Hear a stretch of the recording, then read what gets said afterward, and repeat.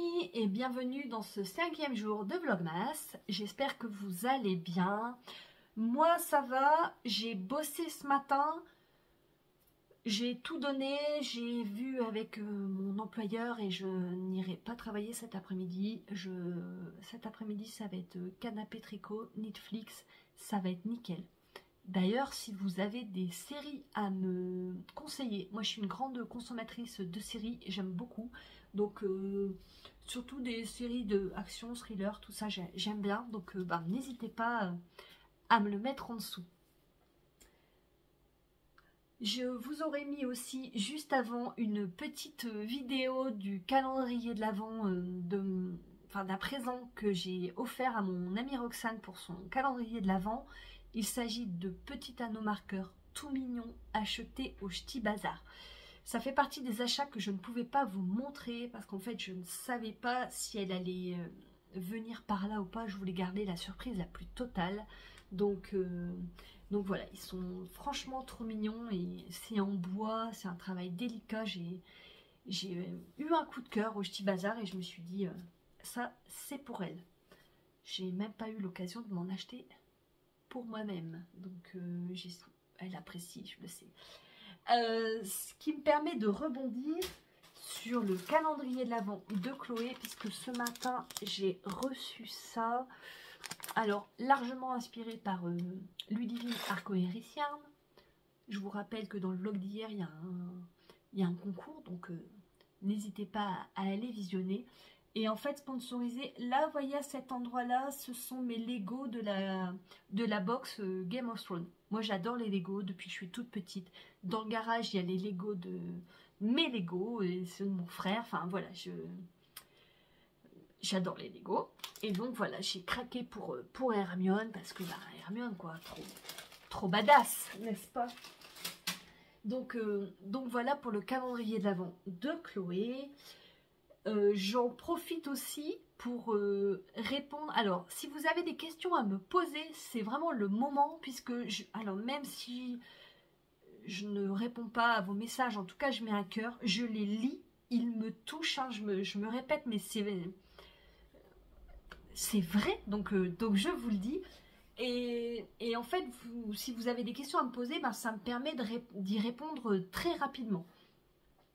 Au sujet du jacquard, est-ce que vous avez vu le pull de Noël de Lysandre? Franchement, si vous ne l'avez pas vu, eh ben, allez voir dans son podcast, je pense que c'est le dernier épisode. Oh, mais ce pull, mais il est canon de fou. Mais qu'est-ce que j'aimerais faire du jacquard comme ça? Non mais... Oh, non mais rien que pour un pull de Noël, non mais surtout un pull de Noël comme ça, quoi. Waouh, de toute beauté. Enfin, qu'est-ce qu'elle est douée, waouh, bref, voilà pour le jacquard. Vraiment, j'aime beaucoup ça et d'avoir tous vos messages, ça m'encourage vraiment à m'y mettre. Sachant que aujourd'hui il y a le premier indice du Mystérical des chaussettes de Ars Mirabilia, je me motive et il n'y a pas, je vais m'y mettre. Ce qui me permet également de rebondir. Ouh, elle bondit partout, la fille. Sur ce que je porte, alors je porte, vous l'aurez reconnu, mon pull Pigne. Je suis désolée pour la lumière, mais il fait pas beau, il pleut, c'est horrible. Il fait 4 degrés, ça caille de ouf. Et surtout, je porte, hop, voilà, mes superbes boucles d'oreilles de Ars Mirabilia, achetées lors de la première édition du Ch'ti Bazar. Ah, mais qu'est-ce qu'elles sont jolies! Et je trouve que ça s'accorde particulièrement bien avec ce pull, n'est-ce pas? Voilà pour ce que je porte. Je réponds également à une question de Mounia qui me demande avec quoi je trace sur le tissu pour que ça ne soit pas visible. Alors clairement, moi, mon outil de marquage préféré, c'est le Friction. Donc c'est un crayon qui s'efface à la chaleur, donc avec un coup de fer. J'en ai un bleu, j'en ai un rouge, ce qui me permet d'écrire sur pas mal de tissus. Moi, je n'ai jamais eu de problème de réapparition du crayon quand le tissu refroidit. Je sais que ça peut arriver sur certaines matières comme la soie par exemple. Je n'en coupe pas, donc ça ne me... Voilà, mais moi je n'ai jamais rencontré ce problème-là. Et sinon, ce que j'utilise, ce que j'aime beaucoup utiliser, alors, voilà, c'est un crayon, ça se présente comme un petit critérium. Et en fait, c'est une craie, c'est Prime qui fait ça. Moi, j'avais acheté ça pour passer l'examen du CAP, puisque je ne savais pas si on allait avoir le droit d'utiliser les frictions. C'est fin, moi je n'ai que en blanc, donc je privilégie celui-là pour les tissus foncés. Mais je sais qu'il existe des recharges avec plein de couleurs. J'appuie pas beaucoup, vraiment c'est ouais, je passe juste pour dire qu'il y a un léger trait.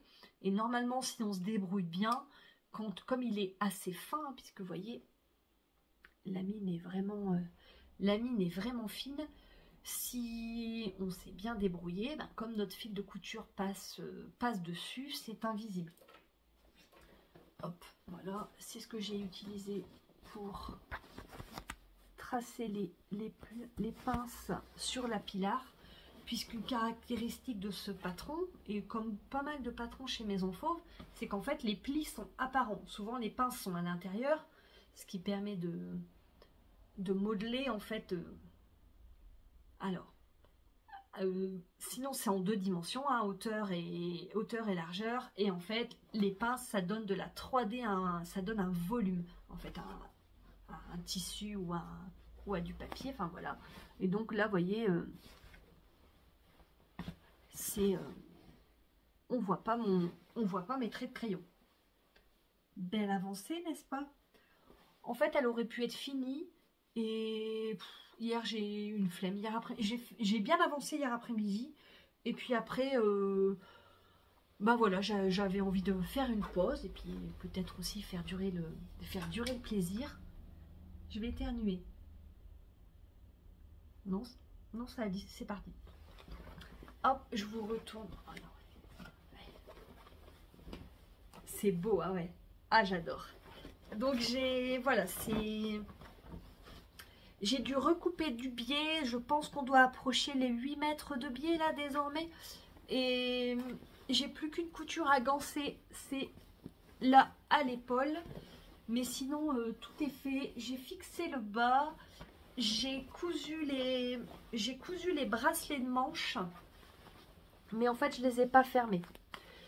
Je n'ai pas fait les boutonnières, puisque vous savez que, enfin, si vous me suivez dans les podcasts, je galère souvent pour faire les boutonnières. En fait, ma machine, elle fait des boutonnières automatiques, et dès qu'elle rencontre une surépaisseur ou le moindre obstacle, c'est tellement sensible qu'en fait, elle ne termine pas la boutonnière, elle revient, et du coup, je démonte souvent. Et donc, ce que j'ai fait, c'est que j'ai fait les boutonnières là des poches avant de les coudre. J'ai fait la même chose là sur les passants de la ceinture. Et le reste, j'ai deux élèves qui ont acheté des super machines à coudre de compète. Je vais voir avec elles si elles peuvent me faire les autres boutonnières. Je ne vais pas fixer les boutons parce que je voudrais que ce soit Chloé qui les choisisse. Hein. Moi, j'en ai des argentés, j'en ai des dorés, j'en ai des un peu usés, cuivrés, usés, là. Un veston de jean, quoi. Donc voilà, elle verra. Je sais pas, je terminerai ça peut-être demain, peut-être mercredi. Mais en tout cas, il faut que ça soit fini pour ce week-end. Voilà la belle avancée. Petit point chaussettes, hop, voilà. J'ai bien avancé les augmentations du gousset pour la deuxième. Je crois qu'il me reste une dizaine de rangs à faire, donc ça va être fait dans l'après-midi. Oh, j'adore. Franchement, je me régale. Moi, ouais, je crois que les torsades, c'est vraiment ce que je préfère. Donc là, c'est full torsade, j'adore. J'ai pas beaucoup de laine qui soit chamarrée comme ça. Et j'ai cru voir à la caméra un fil là, non? Non. c'est ma torsade. Et franchement, je trouve que ça rend vraiment bien. Hop, ça fait... Ouais, bah en tout cas, moi, j'aime beaucoup. Donc, c'est le principal, n'est-ce pas? Hop, voilà, avec mon petit arc, manomarqueur reine. Hop, je vais avancer ça cet après-midi. Je vais me claquer dans le canapé sous un plaid. Ça va être très bien. Ouais, allez, ça serait bien que ça soit fini pour ce week-end aussi, ça, quand même. Hein, moi, elle n'est pas là. Bon, entre eux. Les chaussettes jacquard de Diane, ça à finir, de la couture. Au bout d'un moment, il va falloir arrêter de se disperser, Marie, n'est-ce pas? Que je ne résiste pas à... Il faut que je vous le montre. En fait, j'ai rentré les fils hier.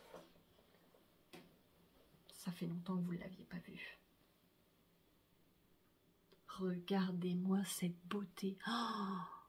Oh là là, mais qu'est-ce que j'aime. Oh là là, j'ai trop hâte. Hop, voilà, les fils sont rentrés. Il est doux, il va être douillet, il va être... Oh là là, ça c'est mon prochain pull préféré, je le sens. J'ai rentré les fils hier, ben, on va parler blocage. Je reviens. Le blocage, qu'est-ce que c'est? En fait, l'action de bloquer son tricot, c'est de le plonger dans de l'eau à température ambiante, plus ou moins savonneuse. Ça, c'est une affaire de goût, sachant que plus vous mettez de savon sur une laine qui est teinte de façon artisanale, ça va plus vous risquer que la teinture dégorge. Donc voilà, on plonge son tricot. En fait, la laine, c'est une fibre qui est à mémoire de forme. Donc, quand vous la tricotez, vous lui créez une torsion qu'elle n'a pas au départ. Et donc, quand vous plongez dans l'eau, vous redonnez sa forme initiale. Alors, pas tout à fait, puisque vous avez créé des mailles. Mais par exemple, sur un jersey, ça le permet, qui peut parfois ne pas être très régulier, ça permet de lisser. Alors, ça ne va pas gommer entièrement, enfin, tout est relatif, ça dépend du degré d'irrégularité. Voilà, ça peut lisser un projet. Quand vous faites vous tricotez de la dentelle, le blocage c'est particulièrement visible sur de la dentelle, puisqu'en fait celle-ci va se déployer. Moi c'est une étape du tricot que j'adore. J'adore plonger mon tricot dans l'eau, un petit peu savonneuse comme ça, et de sentir l'eau, enfin l'air sortir de la laine et l'eau pénétrer. C'est très sensoriel, comme beaucoup de loisirs créatifs. Mais moi, c'est quelque chose que j'aime beaucoup.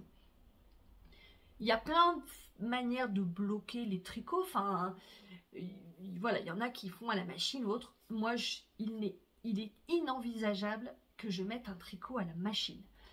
Alors, un tricot autre que des chaussettes. Je commence à mettre des chaussettes à la machine, au programme délicat, voilà, avec d'autres linges, mais dans un filet... Mais alors, un pull, j'admire, hein, franchement, celles qui essorent leur tricot à la machine, je sais, on en a déjà discuté en salon quoi, où apparemment vous ne rencontrez aucun problème, mais je ne suis pas prête à passer ce cap, hein. Je le passerai peut-être un jour, mais là, c'est pas possible. Et donc, moi, quand je bloque mes tricots, ce que je fais, c'est que je bloque dans des filets. Donc ça, c'est un grand filet à lingerie que j'ai acheté à Lidl. On reviendra plus tard sur Lidl, mais voilà. Et en fait, moi, je le mets, hop, dans un filet. J'avais fait... Alors, je vous invite à me suivre sur Instagram, forcément. Mais en fait, dans mes stories permanentes, j'avais fait des photos. Alors, elles sont pas hyper quali, hein. N'est pas influenceuse en carton qui veut. Mais voilà, ça explique les différentes étapes du blocage, enfin, de ma façon de bloquer. Donc, en fait, moi, je place dans une grande bassine... Je place mon tricot, alors je mets de l'eau dans une grande bassine avec un petit peu de lessive, je mets mon tricot dans un filet, je le plonge dedans, je le laisse vivre sa vie un petit quart d'heure en général. Et ce que je fais, pourquoi le filet? C'est parce qu'en fait ça me permet de sortir le tricot par le filet. C'est-à-dire que je ne risque pas, si vous attrapez votre tricot directement, avec le poids de l'eau, ça peut l'agrandir. Je vous ai dit que j'étais tatasse? Ouais, il me semble. Hein. Et donc, moi je plonge, enfin voilà, je le sors de cette façon et au fur et à mesure, voilà, je viens presser le tricot, l'eau en sort. Et donc pourquoi je vais le bloquer demain? Parce que mon chéri sera en repos et en fait c'est lui qui vient finir de presser mon tricot afin d'en extraire le maximum d'eau. Après la méthode classique, hein, je vide le filet sur une grande serviette éponge, on roule, hop, on marche un petit peu dessus. Je déroule ça sur des grandes plaques. Alors moi les plaques que j'utilise, ce sont des plaques pour du matériel de sport. En fait, il y avait une chaîne de magasins de sport qui liquidait parce qu'ils faisaient des travaux. Et en fait, j'ai acheté, bah, je crois, j'ai 8 grandes plaques. C'était un 50%. Donc voilà, j'ai pris de l'autre 4.